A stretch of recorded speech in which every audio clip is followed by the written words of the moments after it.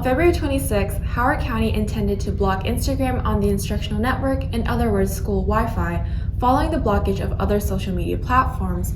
But as of the time of this story being filmed, the app is still accessible and the county has not been able to provide further information on this issue.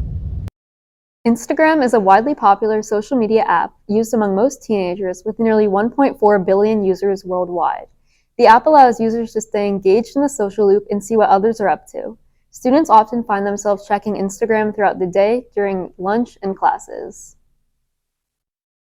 In March of 2021, Howard County Public School System blocked Snapchat, Netflix, TikTok, and other popular streaming services on the school Wi-Fi, with the goal of removing learning distractions. Many students turn to one of the few social media platforms that has not been blocked on the school Wi-Fi, Instagram.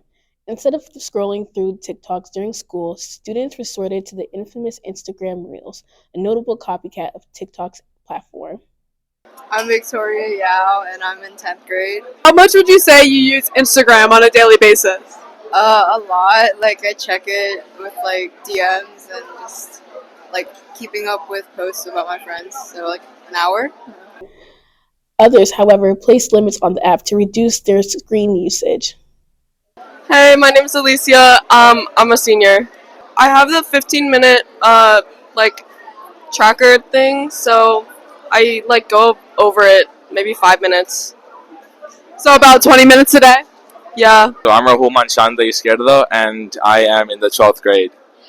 I actually have a time limit on all my social media apps because I realized I was using it too much. So I would say maybe 30 minutes a day maximum. Students are overall displeased with the recent change in access to the instructional network, but a select few feel indifferent. And how do you feel of the news that Instagram is supposed to be banned on the school Wi-Fi this past Monday? I think that's not a good idea and should not be implemented. A lot of clubs use Instagram, and you might be making an Instagram post and posting about something while you're at school, and if you don't have access to Instagram, you can't get the news out for your clubs or organizations. I think that it would help a lot of kids stay focused, but at the same time, I still want to be able to stay connected. Plus, a lot of school clubs use Instagram to spread information, so I don't really see the purpose of banning it because you can't really it's not like TikTok where you just watch something and get distracted. So yeah. I mean, I can substitute Instagram with plenty of other things, so I don't think I'm really gonna have an issue with that. Oh yeah, but yeah, I mean, it's not that big of a deal in my opinion. Jonathan, and I'm a senior. I'm just going to use a VPN. Achinti Kanji, 9th grade. Not allowed to have Instagram. I couldn't care less. What is Instagram anyway? With the previous limitations placed in 2021 and resurfaced by the recent idea of blocking Instagram, many students are downloading virtual private networks, or VPNs. Let's hear from some students about their usage of VPNs. And do you use a VPN? Sometimes I do. I use VPNs for a lot of stuff. Like what? Faster Wi-Fi. And blocked websites, I just use the school Wi-Fi. I use a VPN, but without it, I was still able to access it, so I don't think it made a difference. VPNs pose a risk to our school's community, especially since many students are downloading free VPNs like Potato VPN and Proton VPN.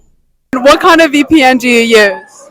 Proton VPN, Opera GX, WinScript, Proton plus, all of them. I just went down the list and started downloading random stuff. It's called Proton VPN. Depends on the moment. If I'm using laptop, I use Proton. If I use my phone, I use Potato. The free one that was the first app store. These free VPNs could download malware or viruses onto students' phones, putting their security and data on the line. It slows down my computer. I think I have a virus, but it's fine. It works. Just because your computer's slow, you think you have a virus? I definitely have a virus. Because, it keeps on freezing, and then, I get kicked out of, random applications. So, I don't think it's working out. And what are your feelings on VPNs? Why don't you choose to use one? I'm just too lazy to download one, and also I don't really have that much storage left, so yeah. And are you scared about security concerns or any of that, or is it worth the risk? I think it's worth the risk. There's really nothing on my phone to be taken, so. And what are your thoughts on VPNs? Like, are you worried that you might get a virus? Do you have any concerns, or are you just glad it's available? Just glad it's available. If I get a virus, I get a virus. Are you worried about any of the risks that come with using a VPN, like security risks or anything? I feel like technology is pretty solid these days. I have like personal safeguards for VPNs and stuff, but like I definitely say that there's some sketchy stuff out there. You need to make sure that you're like taking care of yourself in the web and like making sure that you know what you're doing when you're downloading random stuff. And what kind of personal safeguards do you use? I just make sure that I like thoroughly fact check anything that I'm using. Like for example, when I was using Proton, I made sure that it had good reviews. People were talking good about it. You know, nothing malicious going on in the background. So I just say just make sure that you know what you're doing, I guess. In the end, Instagram is yet another supposed victim to Howard County's social media blockage in an attempt to reduce learning distractions. Could this attempt for students to be more focused in school lead to more concern about breaches in cybersecurity? Only time will tell.